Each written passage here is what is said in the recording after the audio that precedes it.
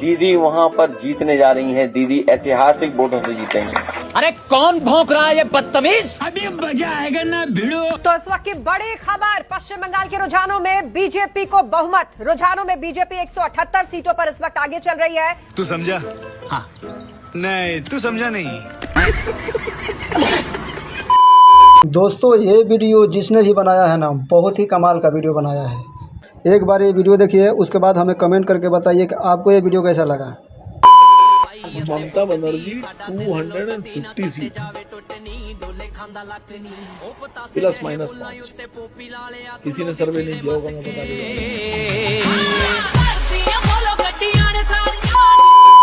2/3 बहुमत के करीब बीजेपी पहुंच चुकी है। 196 पर बीजेपी इस समय रुझानों में आगे चल रही है। दीदी के अलावा कोई नहीं जीतेगा। यदि दीदी चुनाव नहीं जीती, बीजेपी यदि चुनाव जीत गया, तो पप्पू यादव सेवा करना, मदद करना, संघर्ष करना बंद कर देगा। मोदी जी इस मन से आपको एक बात बोल रहे हैं कि ममता का क्षमता 2026 में बंगाल आपको दिखाएगा। 2026 में आपको दिखाएगा। और ये नाम याद रखिएगा, ममता बनर्जी बंगाल की नारी, हवाई चप्पल सफेद साड़ी, एक नारी 100 पे भारी। हरे कृष्ण हरे हरे, दुम्बा दुम्बा बुम्बा बुम्बा, बम्बा बम्बा। हरे कृष्ण हरे हरे, खुदा हाफिज, इंशाल्लाह फिर मिलेंगे। राहे गुलशन तो फूल खिलेंगे, फिर मिलेंगे। जगदीश भाई, आप कह रहे हैं बंगाल में चुनाव बीजेपी ने हैक कर लिया है और वहां बीजेपी जीतेगी, ठीक है? बिल्कुल। तो इसी तरीके से वो केरल में भी जीत जाएगी। भाई केरल देखो, अब आप 5 राज्य की बात करें जो आपने कही है। असम में भी पांडिचेरी जिसकी है उसकी रहेगी। अच्छा। केरल हमें देंगे मोदी जी। क्यों? नहीं तो शोर मचाओगे आप लोग भाई। सभी लूट लिया, हम भी शोर मचाएंगे। गजब टूबीबाज आदमी।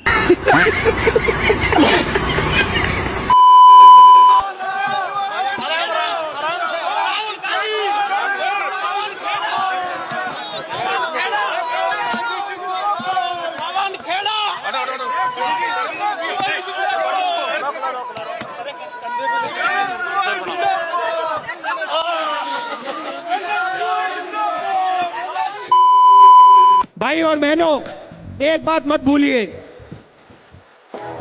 टीएमसी बीजेपी का मुकाबला नहीं कर सकती है, ये मत भूलिए।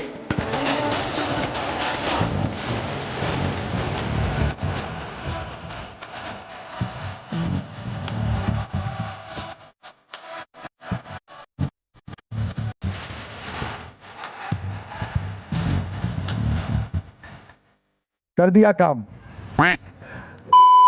यहाँ कमल फूल की सरकार बनाने के लिए आप सभी लोग तैयार है क्या? अरे ऐसे नहीं, ममता बनर्जी के बहरे कान तक जाना चाहिए। तैयार है क्या? ममता की सरकार को बदलेंगे। अरे बदलना नहीं है, मूल समेत उखाड़ कर फेंक देना है।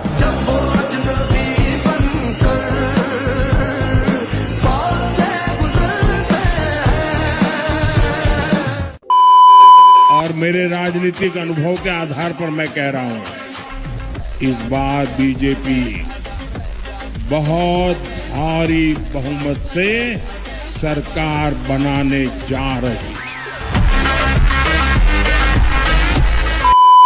ममता दीदी को लेकर पीएम ने कहा कि 4 मई दीदी गई। सच है, सच होना ही है। अगर इस बार भी नहीं गई तो दीदी कभी नहीं जाएगा। उसको तो जाना ही है, उसको तो देश से निकाल देना चाहिए। को देश से निकाल देना चाहिए। इतनी चोर लेडी मैं अपनी जिंदगी में नहीं देखी। कट्टर ईमानदार बता रही थी खुद को। अरे खुद को कौन मानते हैं चोर? आप मानोगे? आप चोरी करोगे तो कोई नहीं मानता, वो भी नहीं मानती। अरे बस कर, बुलाएगा क्या? कह रही कि पीएम को इस बार हम दौड़ा देंगे बंगाल से। बोलते हैं ना, जो गरजते हैं वो बरसते नहीं है ना, यही बात है और कुछ नहीं है। हरो हरो मोदेव, रक्षा करो मोदेव। तो गुंडाराज चलते हैं, कोई सेफ्टी नहीं है, कोई सिक्योरिटी। हमारी बचपन जैसे बीते थी, अभी वो ऐसे है नहीं। पूरा चेंज हो गया कलकत्ते। ये क्या सुन रहा हूँ मैं? योगी ने राम मंदिर बनवाया तो हम बंगाल में बाबरी बनवाएंगे। वो बहुत कुछ करेगी, करके तो दिखाए। 15 साल में तो कुछ कर नहीं पाई ना। कुछ 15 साल में किया क्या? लवणे ना भोजन 15 साल में 50 साल पीछे हो गए वेस्ट बंगाल। आज जो बंगाली है ना, तो उससे उसको मतलब रिकवर करना बहुत मुश्किल है, बहुत मुश्किल। वाह दीदी, वाह दीदी, दीदी वाह दीदी। Rahul Gandhi was asking why is Vijay's daughter not in jail. He was accusing Mamata Banerjee and the TMC of corruption. You all sit together in Delhi and accuse each other of corruption in the states.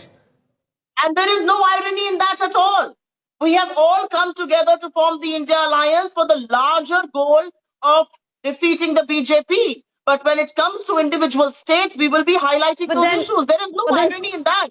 But then, Supriya, how does it work out? You're corrupt. 1 second, Supriya. How does it work out? You're corrupt at the center, at the state level, which was the charge of Rahul Gandhi, and a charge he made not in Murshidabad, where you have shots at certain seats, but in Kolkata. So, Mamata Banerjee is corrupt in West Bengal, but on a national level, because you need to take on the BJP, she's kosher. There is irony in that, no? What is ironical in that? I don't understand. Where are you finding faults in that? The Okay, you can hear the Dhol Nagaras right there. Lots of Dhol Nagaras playing out at the Congress office, Rajdeep. Sorry? So this is Venugopal. Well, I have been stuck with all the reporters, so I don't even know what they are celebrating about. So. Ranveer की जगह जो होते राहुल गांधी जी तो ढंग से सबक वो सिखाते रहमान को। क्या क्या सिखाते? डिस्ट्रैक्ट करते वो पॉलिटिक्स के बजाय, जलेबियां बनाना वो सिखाते रहमान को। वो काम नहीं करने देते रहमान डकैत को। हाँ, रणवीर ने तो सीधे सीधे मार डाला था। वो तो पहले खोखला कराते रहमान को। खोखला कैसे कराते सुनना। रणवीर ने तो सीधे सीधे मार डाला था। वो तो पहले खोखला कराते रहमान को। उसकी पार्टी का ये प्रचार करने जाते और ढंग से चुनाव हरवाते रहमान को।